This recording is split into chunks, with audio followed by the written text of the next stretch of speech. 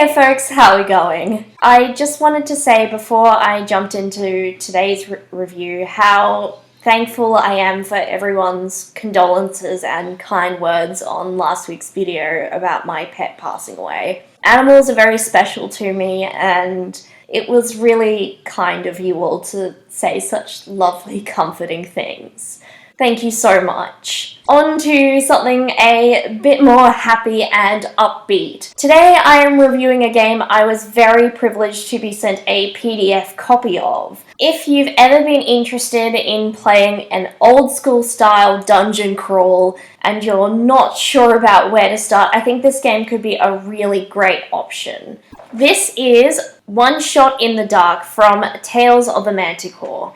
I didn't get sent a physical copy because this game is a PDF, but I decided to get it printed and bound because that's just how I roll. Something off the bat that I really like about this game is it has the feel of an old school dungeon crawl without you having to jump back into the gaming archives to find PDFs or copies of older generations of games or games that aren't played anymore. Some of them tend to have strange and confusing rules that we wouldn't have today, and sometimes they have some really iffy politics. Because this is such a short PDF, there isn't a canon setting per se. This game absolutely has the aesthetic of that old school dungeon crawl though. 1 to 4 players get together to play a cleric, a thief, a warrior, and a wizard. In this dungeon crawl, your main goal is to get through the dungeon, fight the boss, get some sick loot, and survive. You actually might not survive, but that's kind of half the fun of this game. One Shot in the Dark is played with a couple of polyhedral dice and a deck of cards.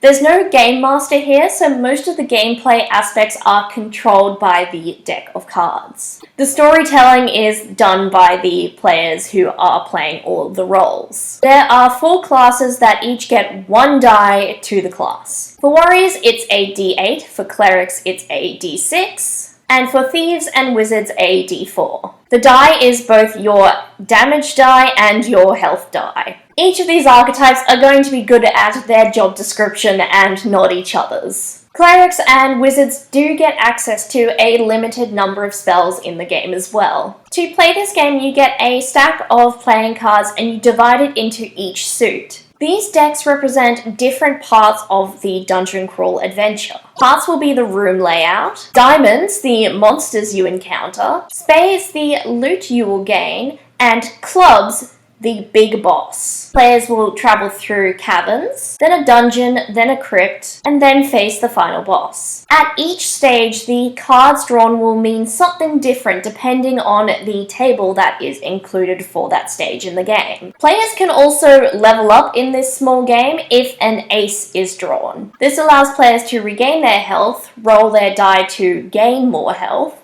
and the spellcasters to choose another spell. Occasionally, the players will need to roll a saving throw of some kind. This will always be a d20. And the threshold for passing is always going to be an 11. This game really doesn't have modifiers or any really advanced gameplay mechanics because it's designed to be a shorter one-session style game. Depending on the cards drawn, the players will then draw out the map, fight a monster, and gain interesting treasures. Combat for monsters is handled by rolling your die. A 4 and above is a success. Monsters are slightly different as their health die might be different to their attack die, but they're still pretty streamlined as well. This is a compact little game, there aren't many bells and whistles, and it doesn't really need it. All the information is really well set out in this game, using columns and tables to get the important stuff across concisely.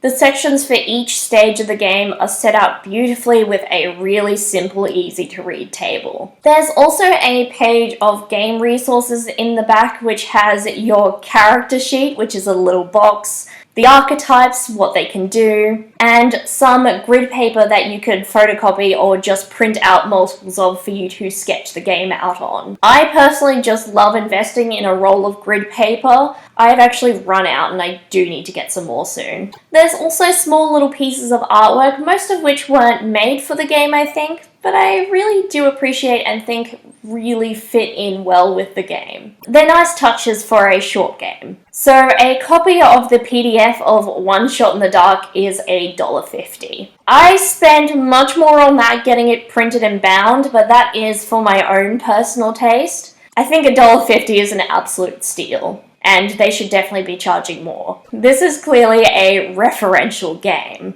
This game is capturing the feel of old school fantasy tabletop role-playing games while leaving behind some of the strange and confusing mechanics and some of the icky values you find. Someone can pick this up and enjoy the experience of an old school dungeon crawl without having to acquire a lot of materials to do so. Personally, I quite enjoyed this game. As someone who has read a physical copy of a first edition Dungeons & Dragons manual, I can clearly see the references, and this game is made with a lot of love. It's really making the vibe of those games more accessible and enjoyable to a modern tabletop role-playing game audience. Everything you need to play this game is included in the PDF, or it is something that someone who has played a tabletop role-playing game before would have on hand. I personally think this is a fantastic shorter game, and definitely one I plan to run in between longer campaigns for a little bit of a breath of fresh air. I think if you are part of a group that has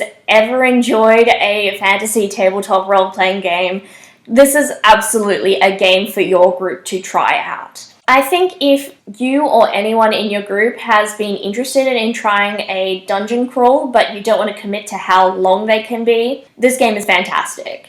I think you'd have to be opposed to the idea of a dungeon crawl not to find this game appealing. So those were my thoughts on One Shot in the Dark. Definitely a game I've gotten a lot of enjoyment out of already. I want to say a big thank you to Tales of the Manticore for giving me a copy to review. That was incredibly kind, and I'm really glad that this game was pointed out to me. But I would like to ask how long you guys have been playing tabletop role-playing games. Are you a part of the generation that remembers the early days and those long dungeon crawls? Sadly, I am too young to remember such things. If you have any thoughts or stories to share, please leave them in a comment down below. If you enjoyed today's video, I encourage you to like, subscribe, maybe share with a friend. It all just encourages me to keep going. I hope you're all well, and I'll see you next time at the gaming table. Bye!